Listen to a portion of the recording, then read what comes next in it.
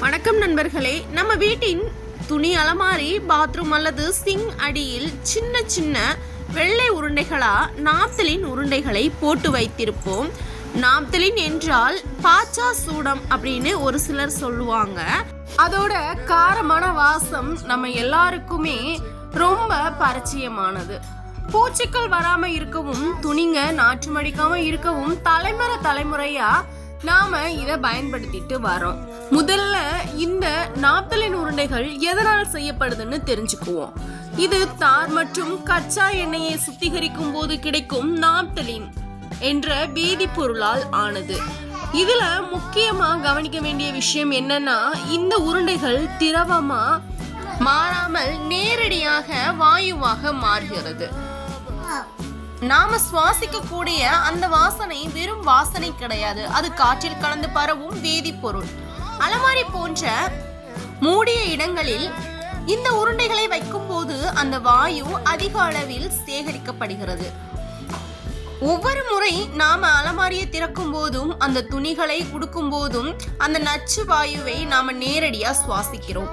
தொடர்ந்து இந்த வாயுவை சுவாசிப்பதனால் நமக்கு என்னென்ன பாதிப்புகள் வரும் என்று நம்ம பார்ப்போம்.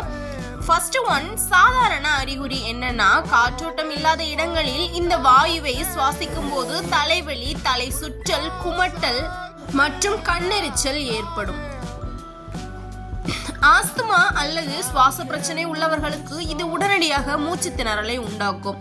இரண்டாவதாக, குழந்தைகளுக்கு ஏற்படும் ஆபத்து என்னன்னா, குழந்தைகள் இதை மிட்டாய் என நினைத்து வாயில் போட்டுக்கொள்ள அதிக வாய்ப்பு உள்ளது. அது மட்டுமின்றி குழந்தைகள் உடலுக்கு அருகில் இந்த உருண்டைகளின் வாயு தொடர்ந்து பட்டால் இரத்தத்தில் உள்ள சிவப்பணுக்கள் அழியும் ஆபத்து அதிகமாக உள்ளது. மூன்றாவதாக, கர்ப்பிணி பெண்களுக்கு ஏற்படும் பாதிப்பு. கர்ப்ப காலத்தில் இந்த வாயுவை சுவாசிப்பது வயிற்றில் வளரும் குழந்தைகளுக்கு பாதிப்பை ஏற்படுத்தக்கூடும். இது குழந்தையின் மூளை வளர்ச்சி மற்றும் மரபணு சார்ந்த பிரச்சனைகளுக்கு வழிவகுக்கலாம். நான்காவதாக, உறுப்புகளின் பாதிப்பு. இந்த நச்சு பொருள் இவ்வளவு ஆபத்து நிறைந்த ஒரு பொருளை ஏன் இன்னும் விற்கிறாங்கன்னு நீங்க கேட்கலாம். உண்மையில் ஐரோப்பிய ஒன்றியம் போன்ற பல உலக நாடுகளின் நாப்தலின் உருண்டைகளை பயன்படுத்தவும் விற்கவும் முற்றிலுமாக தடை விதித்துள்ளன. பல நாடுகள் இதன் பயன்பாட்டை கடுமையான கட்டுப்பாட்டிற்கு கொண்டு வந்துள்ளது. ஆனாலும் நம்ம ஊர்களில் இது பற்றிய ஆபத்து விழிப்புணர்வு இல்லாததால் வழக்கமாக பழக்கத்தில் இன்னமும் இதை நாம வாங்கி பயன்படுத்திட்டு வரோம். அப்ப நீங்க கேட்கலாம், அப்ப பூச்சி வராம இருக்கிறதுக்கு, பூச்சி வராம தடுக்கிறதுக்கு நம்ம என்னதான் யூஸ் பண்ண முடியும், என்னென்ன பண்றது அப்படின்னு நீங்க கேட்கலாம். உங்க மைண்ட் வைஸ் எனக்கு புரியுது, பயப்பட தேவையில்லை. வேதிப்பொருட்கள் இல்லாத சிறந்த இயற்கை மாற்று நம்ம கிட்ட இருக்கு, சரியா? ஃபர்ஸ்ட் ஒன், வேப்பிலை மற்றும் கிராம்பு. உலர்ந்த வேப்பிலைகள் அல்லது கிராம்புகளை சிறிய துணியில் கட்டி அலமாரியில் வைத்தால் பூச்சிகள் வராது. இரண்டாவதாக, லாவெண்டர் பூக்களின் பொட்டலங்கள் துணிகளுக்கு நல்ல மணத்தை தருவதோடு பூச்சிகளை விரட்டும். மூன்றாவதாக, சீடர் உட்.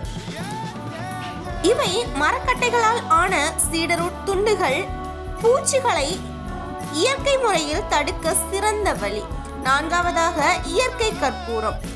அளவோடு இயற்கையான பச்சை கற்பூரத்தை பயன்படுத்தலாம். ஐந்தாவதாக, ஈரப்பதம் இல்லாமல் வைத்தல். துணிகளை சேமித்து வைப்பதற்கு முன் நன்றாக காய வைத்து காற்று புகாத பைகளின் வைப்பதை பூச்சிகளை தடுக்கும் முதன்மை வழி.